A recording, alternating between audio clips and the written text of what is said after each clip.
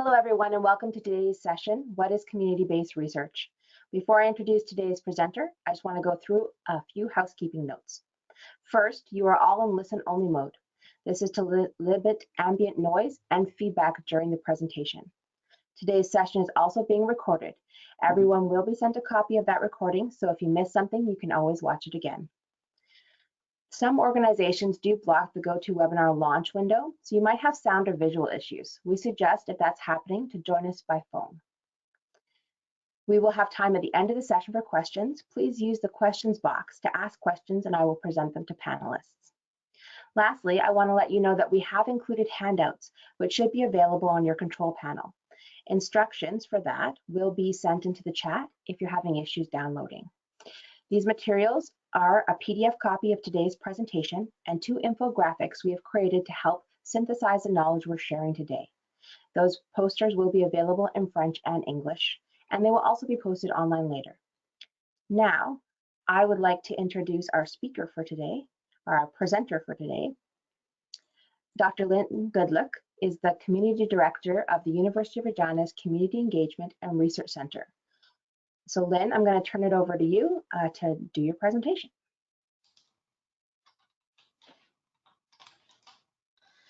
Hello and welcome to today's webinar. This is the first session in a 3-part series exploring how to do research that has real impact. This series is sponsored by the Future Skills Center and Research Impact Canada and is brought to you by the Community Engagement and Research Center at the University of Regina and the Canadian Institute of Public Safety Research and Treatment, for which Emily works for. Well, today's event is taking place online, and we have people from across the country joining us. The physical homes of the Community Engagement and Research Center and the Canadian Institute of Public Safety Research and Treatment are on the traditional territory of the Cree, Saulteaux, Nakota, Dakota, and Lakota First Nations, and the traditional homeland of the Métis Nation. We recognize Treaty 4, which was signed in this territory, and acknowledge the harms and mistakes of the past as we work for a better future through the work we do with community. As Emily was saying, my name is Lynn Goodluck, and I have the pleasure of leading the University of Regina's Community Engagement and Research Center.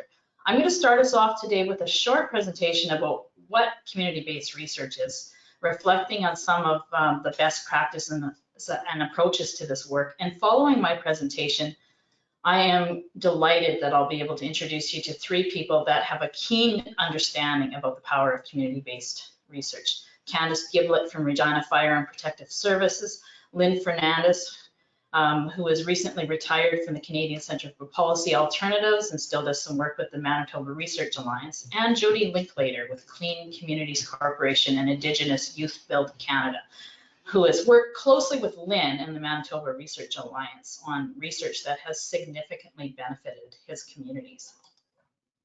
Let's start with a definition. What do we mean by community-based research? Well, if you start wading into the academic literature, you'll see that there's a lot of different terms for this type of research and thousands of definitions. And we don't need to get confused by any of that. I like this one because it's really simple and it really covers what I think are the main concepts. Makes sense, right? Actively involving people who are affected by the issue being studied with the goal of creating positive change. Kind of seems obvious, right? Well, community engagement, community partnerships, these are phrases that are currently in vogue. You see them in most university strategic plans.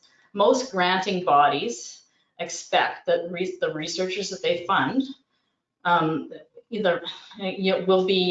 that this research is going to be done in partnership with community. Successful applications are the ones that make convincing arguments that the research they are proposing will help solve real-world problems. Now, despite this, there's still a disconnect. Much of the research being done at the university is initiated by academics and driven by their ideas. Grant applications are still, for the most part, reviewed by other academics and not community members. Now, I'm not suggesting that there's anything at all nefarious happening here. I just think the 2 worlds often operate in separate silos and don't understand each other. And that's why we're here today, is to begin a conversation and talk about why and how university researchers and people in community can come together to do research that's going to really make a difference in the communities we live in. Now, if you haven't already become acquainted with an organization called Community-Based Research Canada, you might want to bookmark their website, where they provide a wealth of great information. As this organization suggests, community-based research is community-driven, participatory, and action-oriented. To the academics that are joining us today, please don't be afraid to reach out to potential community partners with your research ideas, but please be prepared to approach with humbleness.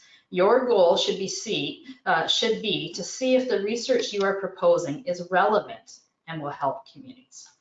Be prepared to modify your study. Our ideas of what are interesting, important questions can be quite different than what people working in the community believe should be explored. That's because no amount of academic education and research experience can make up for the unique insight and perspective to the issues that people working directly with community and who are developing and delivering community programs and services can bring. Community partners can help us as researchers ask the right questions. It can also be difficult for academics who have not partnered with a community organization to access the right participants for their research. If you don't involve the right people in your research, your findings are going to be questionable. Community partners have usually have established trust and relationship with populations that might be difficult to gain access to. I have also found that community partners have much more intuitive and realistic views of what feasible interventions for their communities might look like. They generally have a better understanding of the kind of changes that funders, politicians, and the wider community might be prepared to accept. The ultimate goal of all of this is change, action. And that is what is so exciting about community-based research and why I'm thrilled to be able to work in this area. And this is the main message I have for people from community joining us today. Please do not underestimate the value you bring to a potential research project. There really is no substitution for your firsthand experience and the knowledge and perspective you bring to the research table. With community-based research, you're doing research to gain insight, right? You know, these are the functions of community-based research, right? To produce new knowledge that's going to benefit your community. So is the program you're reviewing have impact? Are there gaps in services? Are there new ideas or solutions to complex problems? What do people with lived experience have to say about a program or service or a community problem? Rigorous evidence-based research can cost a lot of money if you have to hire a consultant or have somebody on staff to do this work. And plus, all of your organizations, I've met very few that have time to do this kind of work. People at the university do research as part of their job or their studies. Professors can often access grants because of their specialized knowledge and experience. When a community organization has an academic partner, it can also signal to funders and those in a position to change policies that what they're hearing or reading is backed up by evidence-based research. There is a greater chance that your advocacy work will be effective because there is someone outside your organization backing up what you are claiming or asking for. But, and this is a message particularly to the academics out there, with community-based research, the research is only the first step. This is often what we at the universities can forget. There's no point in doing the research unless you determine who you need to share it with ultimately, when the best time to do this, and how the research should be presented. And that's where the community partners come in. This is what is meant when you see the phrase knowledge mobilization. Communicating results to the right people in a manner that makes sense to them and is convincing. At the end of the day, you want to use this research to mobilize your community, to bring people together to demonstrate that there's widespread support for the changes you are advocating for. Some general advice: it is really important to take time to get to know your potential research partners, to build trust, to negotiate your needs and expectations before you start working together. As community partners, Please do not be afraid to speak up. You understand your community better than the academics do. If you think an idea won't work for your community, you are probably right. You know your community best. Your input is needed to direct the research in the most meaningful way. If you are bringing funding to the table, also be upfront and ask, what the university's administrative fee might be, because that can sometimes surprise people. If the academic has reached out to you because they are writing a grant proposal, see if they can build money in their budget to compensate you for your time or some honorariums. It's not a good sign if they aren't willing to share the grant application with you and willing to consider sharing some resources. Figure out how much time you have to devote to the project. At the very least, make sure you have some input into what the research questions are and help figure out the best way to collect the data. Now, sometimes people from the university will reach out to you with their ideas for research. Other times, you might have to do some work to figure out if there is someone at the university that is interested in partnering with you. More and more universities are creating offices like the one I lead. My role with the Community Engagement and Research Center at the University of Regina is to connect people from our community to the right people at the university. That's how I got to meet Candice from Regina Fire and Protective Services, who you're going to get to hear from in a few minutes. In this sense, I'm a matchmaker, the Tinder of the university. I used to say eHarmony, and my teenage girls told me that I need to get with the decade that I'm in. Once the matches are made, I often put on a relationship coach hat to ensure the needs of both partners are taken care of. If there isn't a unit or center that is obvious through its name is focused on community campus partnerships, try the university's research office. Hopefully, you will find a helpful person there that will put you in contact with the right people. Browse through the web pages of relevant departments to check out the biographies of individual researchers. Most academics will be flattered if somebody from the community reaches out to them to find out about the work they are doing and to see if they are interested in working with you. What I've found is that most researchers, not all, but most, want the research they do to be valuable to someone other than themselves and other academics. And lots of academics are actually quite introverted and find it really hard to reach out to people who could put their research to good use. Many are not originally from the community they are teaching in and don't have connections with potential research partners. So don't be intimidated by their titles. The worst they can do is not return your email or phone call. Sometimes, though, you will get a call from someone at the university interested in partnering with you, okay? So I often get calls from faculty members who are working on grant applications, usually at the last minute, and they realize their application is going to be stronger if they have a community partner who provides that sort of testimonial to the brilliance and relevance of their proposed research. Now, if they can convince me that they're willing to take the time to get to know potential partners and ensure that the work that they will do together is mutually beneficial, I'm always delighted to make those introductions. However, I won't give any endorsements to researchers who are just trying to use community as a way to gain funding or access to research participants. They must understand that their research will be better if they develop genuine partnerships that incorporate community knowledge into their research plan. Researchers are experts in research. Community is the expert in the issues being studied. Bring the two together and it can be magic. So beware if you're asked to write a letter of support at the very last minute. Your organization should have the opportunity to do your homework and determine whether this will be a true partnership and whether it'll be worth your time. If alarm bells are ringing and the person approaching you doesn't seem to want to take the time to develop a relationship with you, they may just want to fly in and fly out to do some quick research that helps their careers so they can publish in academic journals and then go on to their next project. There might still be some potential for the research to be useful for your organization, but it might lead to this. Research that doesn't ask the right questions to the right people, in my opinion, is just a waste of everybody's time. So things to consider. What are you looking for in a partner? Do you need an economist, a specialist in public policy, in social work, in education?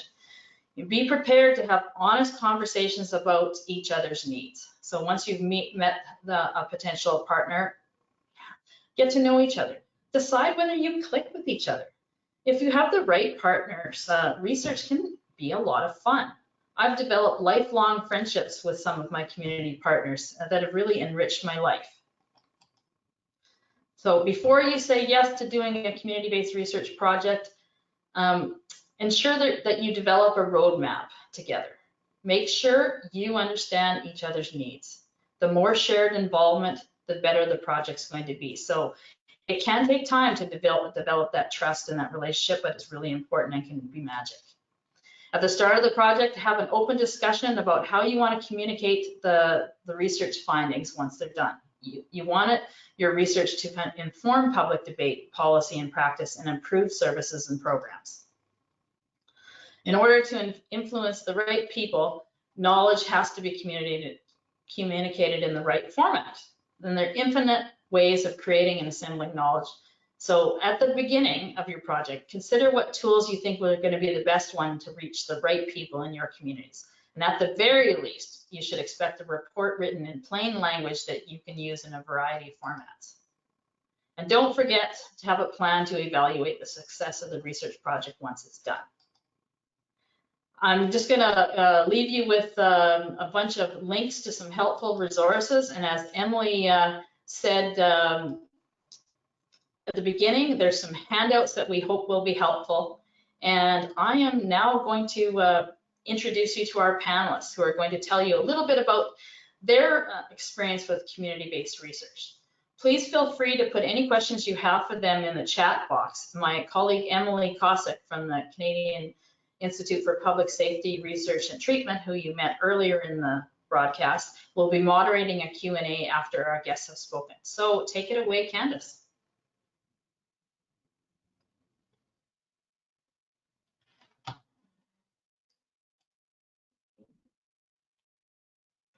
Hi, everybody. I'm hoping that you can see my screen.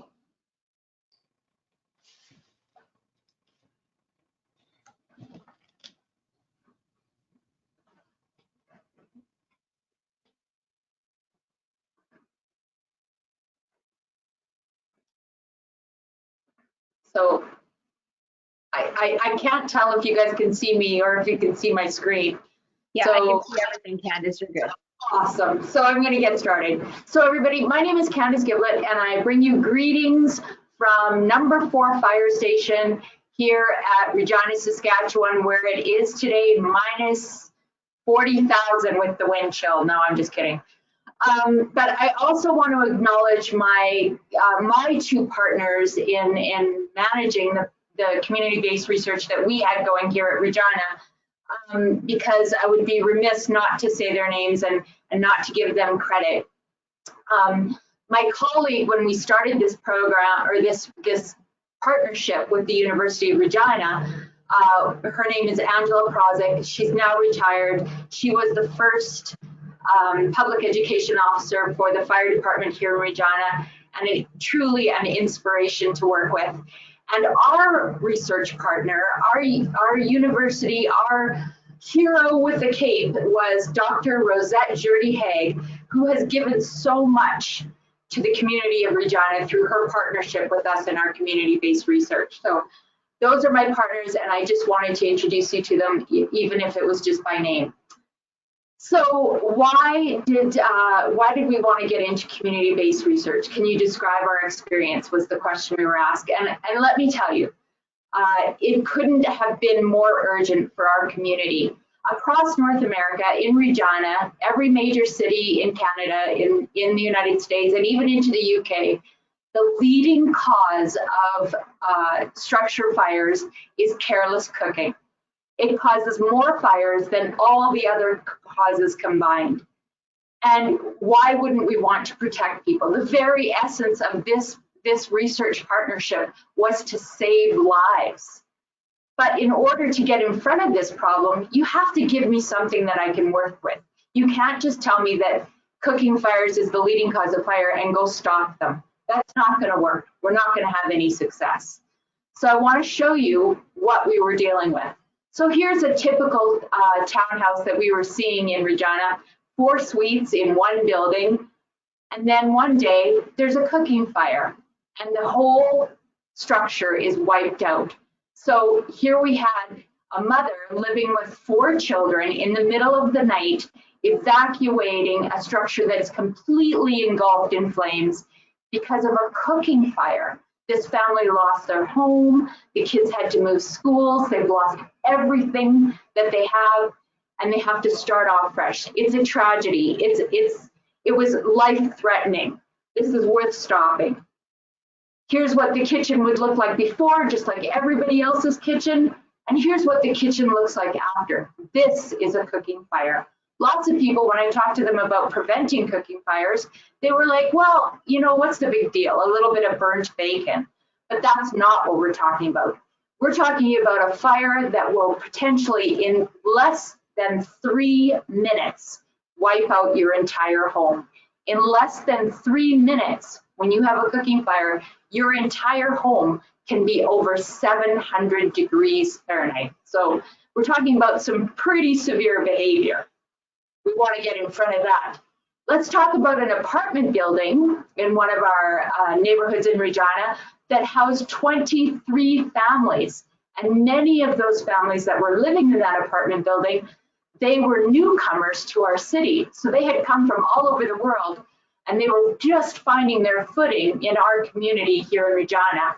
And then what happens? We have a cooking fire. And now 22 families have no place to live.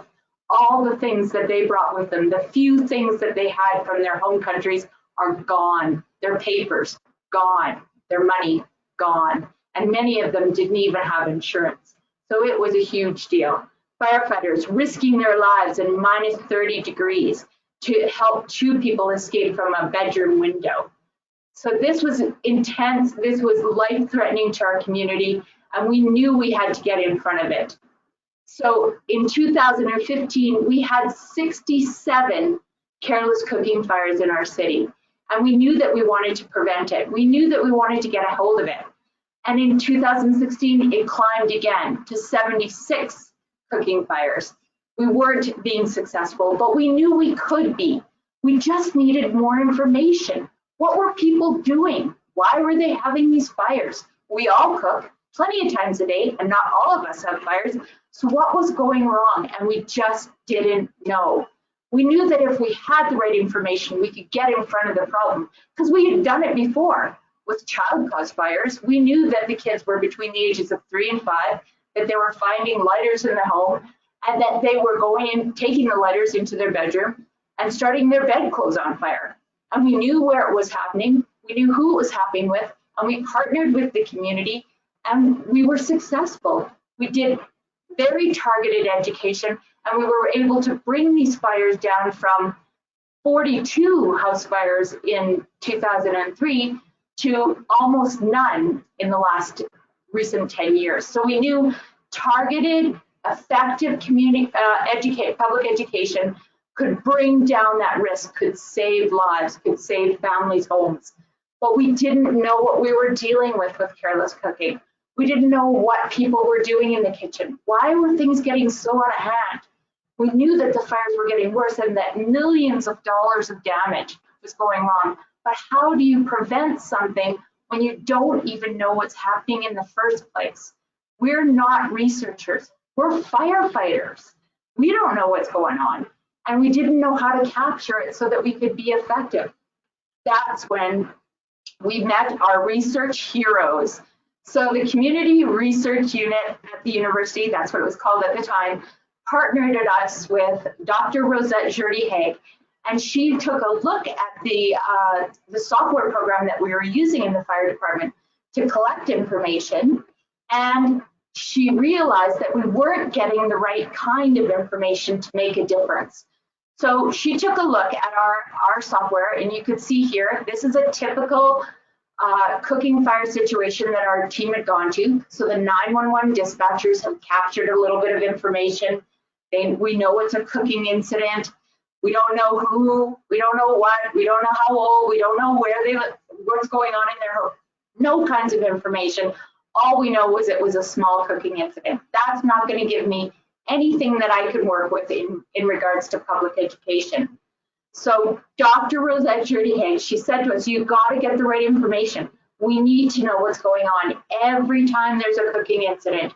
And she developed a survey tool for us to use that would collect all the host's characteristics and behavior before and during the fire, the information regarding the characteristics of the fire itself, what kind of cooking were they doing, what caught on fire, and the type of intervention that both the host, the person who was cooking, and the firefighters had to do because of the incident. So she put it together, and here's where our part came in handy. So we knew who's going to collect this information. There isn't going to be, Dr. Rosette Jurdy-Haig isn't going to go to every cooking incident we have and ask these questions of the people who live there. She doesn't have the time. So you know what? We knew it was going to be our firefighters that were going to have to fill this information out. They were going to have to talk to the people. They became the data collection team. So they asked these questions for every cooking incident we had in Regina for 5 years. 5 years of data. 5 years Dr. Rosette Jurdy-Haig worked with our officers so that we could collect the right information to get in front of these cooking fires. And this is what we found out. It was there were so many aha moments, so many things we needed to know about our community. We found out not only who was having the most cooking incidents, but who was having the most severe cooking incidents and what they were doing. We didn't even know the scope of our problem to begin with. We thought we were dealing with 74 cooking incidents when actually, when the firefighters filled out cooking surveys for 2 years, there was 884 cooking incidents they filled out incidents for. So we didn't even understand the scope of the problem, let alone the behavior behind it. Without this research, we could not have been successful. We now know that we had to target young people under the age of 25, seniors over the age of 65, newcomers to our community, people living in central neighborhoods, and people living in apartments. And we knew the behavior that was causing the problem was they were leaving the kitchen and they didn't know how to respond if there was an incident. So we got in front of it. We changed our program.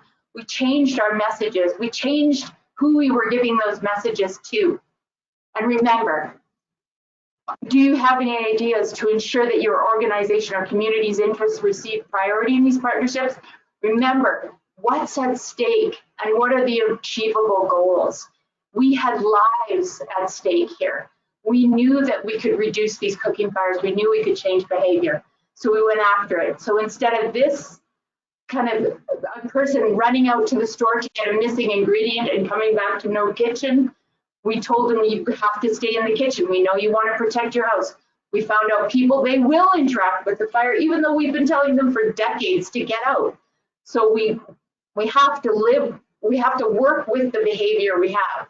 So people, they're going to interact with the fire, they better stay in the kitchen because they got about 30 seconds to do that successfully. Use a lid. Don't pour water on a cooking fire. Don't use flour, baking soda, or baking soda. That's not going to work. Use a lid. Have a lid. Make sure it's there every time you cook, because if you want to prevent a fire, you have to get that lid and take the air away immediately. We concentrated on these messages. And I'm telling you, the incidents, the number of cooking incidents remained the same and even increased. But I'll tell you, the number of severe cooking fires is going down. We're saving homes and we're saving money. And I know this year, 2020, is the 6th year that we've kind of been working on this project together, and we are making a difference in our community. There are fewer cooking fires where people are having actual fires or burn injuries, and we are saving dollars in our community. We're preventing tragedies, and that's because of a perfectly wonderful relationship we've built with the University of Regina and Dr. Rosette Jurdy-Haig. She's gotten to publish, she's gotten to present, but when I asked her what was the best part of our relationship, she said that she knows she's making an impact in our community. She's saving lives. Her work, her research is saving lives. She's a firefighter in our community. And we, as a fire department, we know that we want to prevent fires. We don't want people to have these tragedies. And we've done that only because of the information that a good community-based research project could give us. They've put us in the right direction. They've given us the right messages, and we're saving lives and we're saving properties. So that's our story. And I know it was going really fast. So I hope that's all good for you guys. Thanks for your time. Good luck, everyone.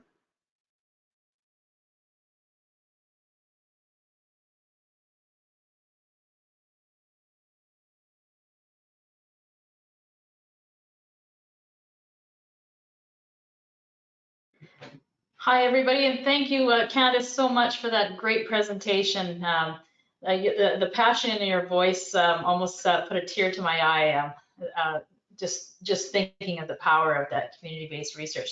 I'm going to pass it over now to Lynn Fernandez, with the formerly with the Canadian Centre for Policy Alternatives and the Manitoba Research Alliance, to introduce some of the work that she's done with community. Thank you, Lynn. I'm going to be talking about things from a different perspective than the last presentation we saw, which was very inspiring. But I'm coming at things from a slightly different perspective because I work with researchers. I work with the Manitoba Research Alliance, which is an alliance of academics and community members who are now working on our 4th SSHRT grant.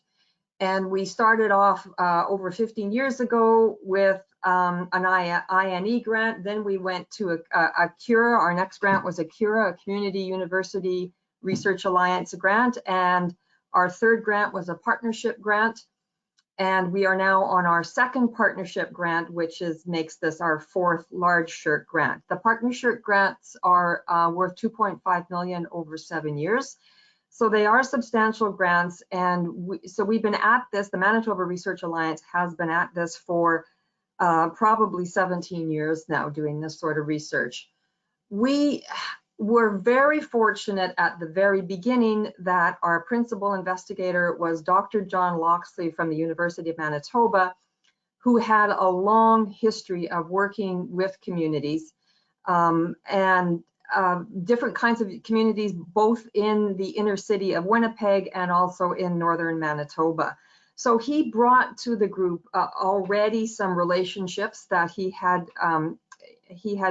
grown over the decades, and he was able to fold that together with experienced researchers from Winnipeg who had pretty deep roots already in the inner city of Winnipeg, particularly working with Indigenous-based communities in the inner city of Winnipeg. And that includes Shauna McKinnon, who at the time was the director of the Canadian Centre for Policy Alternatives, and Jim Silver, who was a prof at University of Winnipeg. What is really different also about our SSHRT grant, and I'll talk a bit, give a bit more information about that as I move on to other topics. But this grant, our grants, all of them have been held through the Canadian Centre for Policy Alternatives. So although Dr. Loxley was unfortunately, we lost John last year. He tragically had a heart attack, and we lost him very suddenly, which was a big upset for us, obviously. But John had been an economist, fairly well internationally known economist at the University of Manitoba. But because he was so committed to community research, he did not have the SSHRT grants flow through the University of Manitoba. He insisted that the grants flow through the Canadian Centre for Policy Alternatives, which is based in the community and which already had relationships with various community organizations. So that's a fundamental difference. I think our SSHRT grants are, I don't know if they're unique, but they're close to unique in the sense that they are not run through a university. They are run through the CCPA. So our grants have fundamentally been concerned with issues of poverty and marginalization, And our CURA grant was focused specifically on trying to figure out what to do about poverty for Indigenous communities in the inner city of Winnipeg. And we developed, we probably had about 40-50 partners right in the city of Winnipeg. We also had partnership with the government at the time, the provincial government at the time, which was an NDP government. And so we had government representation on our grant as well. But we have been very careful to make sure that the community is part of the governance of all of our grants. And so we embed community members both in the development of our research projects and in the governance and administration of the grant. And Jody Linklater, my colleague, is going to be speaking next from Nelson House in Northern Manitoba, and he's going to explain from his own perspective what it's like, what it was like to work with us. So it's super important that, I think we emulate a lot of the characteristics of community-based research that Lynn talked about in her introduction, and we really endeavor to avoid a lot of the pitfalls that she talked about as well. When we consider a research project, and what we do is, and we invite academics or community researchers to submit project ideas to the research committee, and we've got community members who are on our research committee. One of the first questions that we ask when we get a project is, who is your community partner? And what role did they play in establishing what your research question is or your research topic? So we fundamentally want the research idea and project to come from the community. So we very much are not a bunch of academics who have come up with the idea and then we sort of go down and see if we can find somebody to work with on the ground. We are very much a sort of bottom up, and let's get the community to tell us what the issues are.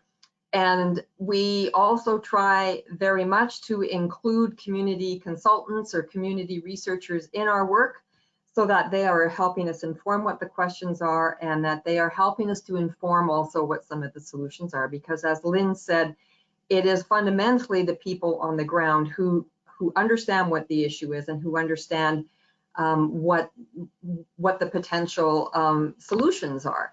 So we really think it's important in terms of advice. I know some of you are organizations who are maybe thinking about how you can establish relationships with universities, and Lynn had some very good advice there about what you need to avoid. But if you do find somebody who you think, who you have a good relationship, I think it's important to try to make sure that you're part of the governance of the project, that you're there right from the ground up, and that there's that it's not the academic who is just establishing what the question is, that there's all kinds of respectful dialogue about what that is. And also to be thinking about how is the community going to use the research, and Lynn talked about that. That's very important. And Jody is going to speak to that because he's got experience about how his community has benefited from doing research with us. But we have found other community-based organizations have been able to take our research, and it would be very, sometimes we do journal articles, academics will do journal articles, but most of our deliverables will be a report that comes out through the Canadian Centre for Policy Alternatives. It will be in fairly plain language, it'll be accessible. We've also done videos, and our partners can, when they're doing their advocacy work, often with government or funders, they can take our reports and they can use the recommendations and the findings in our report to push their advocacy for to get increased funding. And Jody, I think, is going to speak to that. When we have a research committee that reviews proposals, and we have community representation on that committee. And we also pay our community, the community members who are part of the research committee, we pay them an annual stipend for their contributions. So we make sure that the organization that they represent is getting compensated for the time that they're putting into the research committee and to helping us with our research. As I said, I think it's super important that our grant does not go through the University of Manitoba, and that's not always an easy thing to do because universities want that money to go. So they want SSHRC funds to go through their organization because they can then access research support funds if that's the case. So it's sometimes, you know, there's heads banging together because your university may really protest that you're not, if you as an academic, that you're not flowing the funds through the university. And it's not necessarily easy either to flow the funds through community-based organizations such as the Canadian Centre for Policy Alternatives, because that organization has to be an eligible institution under SSHRC regulations. So you do have to deal with the community group that has a certain amount of capacity. It's not easy to be eligible under SSHRC regulations. So I think I'll leave it at that. I believe that we're talking about a different sort of model with the Manitoba Research Alliance, but I'll let Jody take it from here. So I'll give it back to you, Lynn. Thank you. Thank you so much for that introduction to the really great work that you are doing and have been doing for a long time, Lynn. I just want to tell people out there that the model that you developed is now one that other organizations are starting to emulate. So you've done some groundbreaking work that has really changed the research landscape in Canada to a great extent. So kudos to Dr. Loxley, and now following in his footsteps, Dr. Shauna McKinnon, who have been the principal investigators on that project, who really do see the benefit of giving community access to the funds and being very involved in that shared governance, as you said. So I'm going to pass this over now. Delighted that we can have one of your community partners talk about the fabulous work that's been done in his community. So take it away, Jody Linklater with Clean Community Corporation and founder of Indigenous Youth Build Canada. Thank you. Well, thank you very much for having me. I wanted to, again, thank Dr. Lynn for the invite and Lynn Fernandez for the recommendation. I really enjoyed Candice's presentation, and I also really enjoyed Lynn Fernandez's introduction. And I think that this is going to be all encompassing, so you're going to get a lot of really interesting information here. So for me, I'm from Nissachawasi Cree Nation. I am, Cree, and I grew up on the First Nation. And in order to understand the importance of research and the impacts it has, I'm going to tell you a story. Because stories, require the full, I guess, brain to be in attendance. So, and it's more exciting that way. So, I was sitting in a community of Nelson House, and there was about 3,800 people on reserve, and I was teaching level 1 technical training, and I was teaching these students. And I was teaching them basically, I guess you could say, level 1 technical training for carpentry, plumbing, electrical, all that kind of stuff. And, I was one of those people where my parents always told me, go to school, go all the way, get a good job, leave the community and come back and help us. Well, that probably only works for about 1% of the population. Because usually when community members leave and they find good jobs, they don't really come back. And there's a whole gamut of reasons why that happens. So anyways, I came back because I really wanted to give back to the community. So I was sitting there and I was in the class and I was looking at these students and I was saying, wow, you know, and this is the model, and I'll get to where this is going. But I was just thinking, if this method of education is good, then where's the evidence? You know, because we don't see the evidence of I guess the fruits of our labor. You know, if we're teaching our students how to become carpenters, plumbers, electricians in our communities, then why aren't we successful in this area? And so I decided that there has to be a different way to do this. And so I really engaged hard in that thought process, and I really challenged the executive team. And so what I did was I said, you know, I saw a RFP come across the table, a request for proposals to build houses, and I asked my leadership if I could bid on those houses, and they said absolutely not. We're in the business of education. We're not in the business of building homes. So anyways, that was kind of painful, but I didn't listen.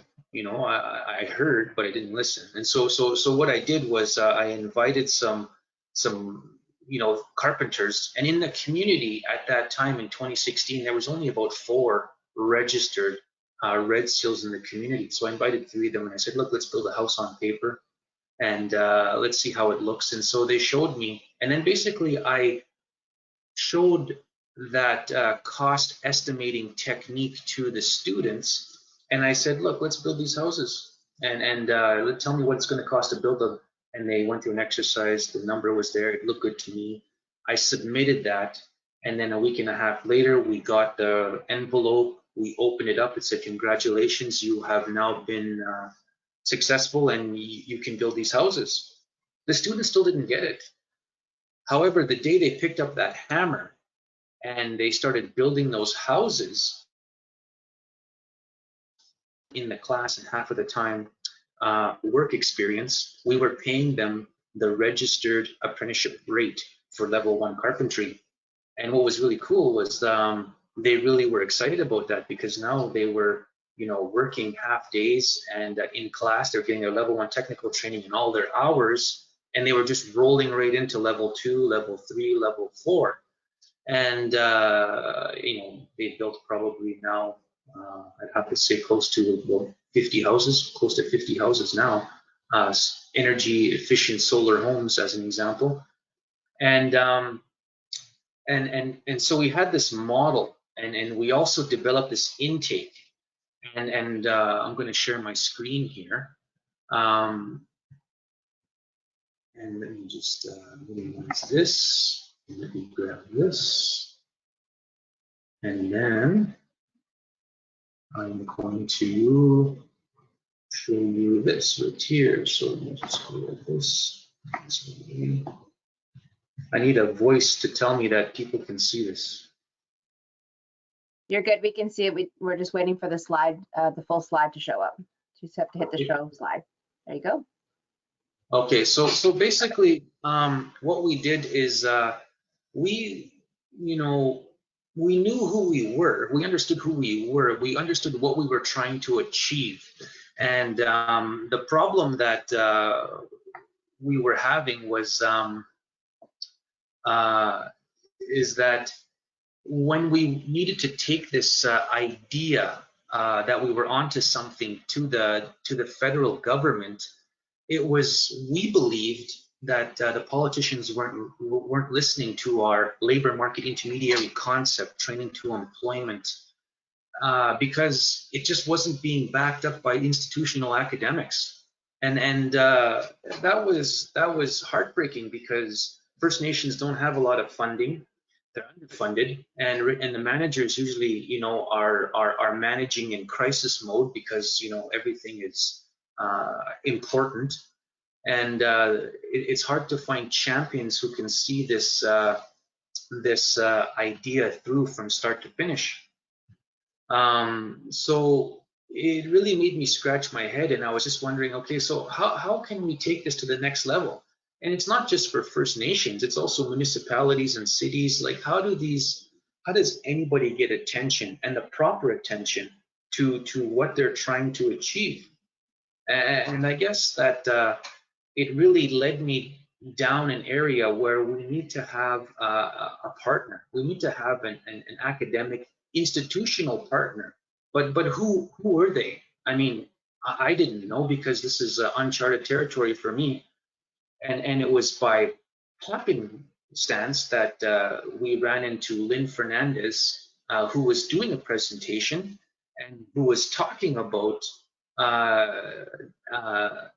I guess a SHRC-funded CCPA, I guess, initiative that involved the Manitoba Research Alliance, and they were looking for a labor market intermediary, training to employment, and that was really, you know, it was the aha moment for me, because I was just like, hello, we're doing this over here, and we need to talk to you immediately.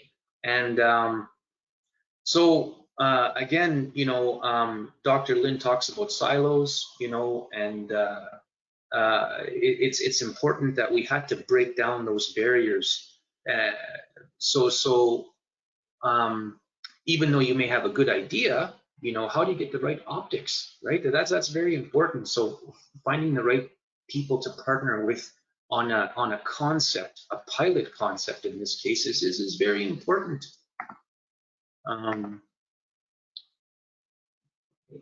Okay, and I guess so what you're seeing here is, again, we had to map out. We knew the snapshot of where we came from. We knew where we were going, and we had the innovation, which is in the bottom here, this bottom picture. We knew what was innovative, and we just had to get those numbers in the right hand of politicians. And so instead of the business proposals that we were writing, we decided to hand over literature, you know, that was backed by the MRA. And so, you know, Lynn Fernandez and the Manitoba Research Alliance, which we became very good friends with now, we decided to write these papers, and we started keeping track of those papers. But when we were talking to politicians, the question that they asked us was, okay, so this is a great concept, but do you have any evidence to back it up? Yes, we do. So we started handing these proposals to them, and that is something that they understood, you know, and they understood, you know, the longitudinal, I guess, effects that research can have on First Nations, and we were able to show that our message of where we started from with 4 red seals, we now have the most registered apprentices in all of Canada on a First Nation. There's over 126 now registered apprentices in carpentry, plumbing, and electrical on our First Nations now. We have over 70 youth right now are employed building energy efficient solar homes. They got a factory now that's being built. They built the factory, so they're putting the guts of it, so to speak, inside of it now, and they'll be able to build, you know, right from start to finish, the whole thing in a controlled environment, and roll them out. And it's cost effective. It keeps people employed, and it's very important. And so we took that idea to the government, and we said, you know, this is fantastic. You know, this should be rolled out right across the country in a number of First Nations. And so we developed this concept called Indigenous Youth Build Canada at the time, and we asked the federal government, you know, you need to fund this as a part of the youth employment strategy. And then, you know, because of the research that was backed up by the institutions, the federal government, you know, gave us about $7 million. And so now this national program is working with I'd probably say about 29 different First Nations, and they're working with I think 5 institutions right now, such as MIT, ACC, Thompson River University, Algonquin College. And so there's you know, different institutions that are involved now working with First Nations as you know, financial partners. So I'm not too sure, I guess, how to get my screen back up to see. I'll take it back for you. Okay. Okay, thank you so much, Jody, for that wonderful story. You and Candice, the research that you guys are doing, this community-based research is so valuable, and it's incredible that researchers can have a part in that, and that you can have that partnership with them. Yeah. I just wanted to let everybody know we are running a little bit late, and I don't have any current questions in the box, so I am going to just do a wrap up here for us. Just a reminder that we will have a recording of the session, and everybody is going to get that in email. It usually comes out 24 hours after the end of the webinar, so expect it in your mailbox around this time tomorrow. I want to thank everyone who attended today, and our presenter, Dr. Lynn Gidlick, and our panelists, who are wonderful. We hope you'll consider joining us for the rest of the series. Next week on February 17th, I will be presenting on knowledge mobilization, and we have 3 incredible academic speakers who understand how to make knowledge mobilization effective, both from an academic standpoint and from a community standpoint. Lastly, I ask that you take a moment to complete the survey that will pop up at the end of the session. Your feedback is really important to us, and we hope that you'll take the moment to do that.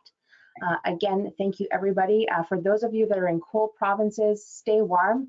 For everyone else, we don't really, we're sad that we're not you. So thanks again, and have a wonderful day, everybody. Take care and stay safe.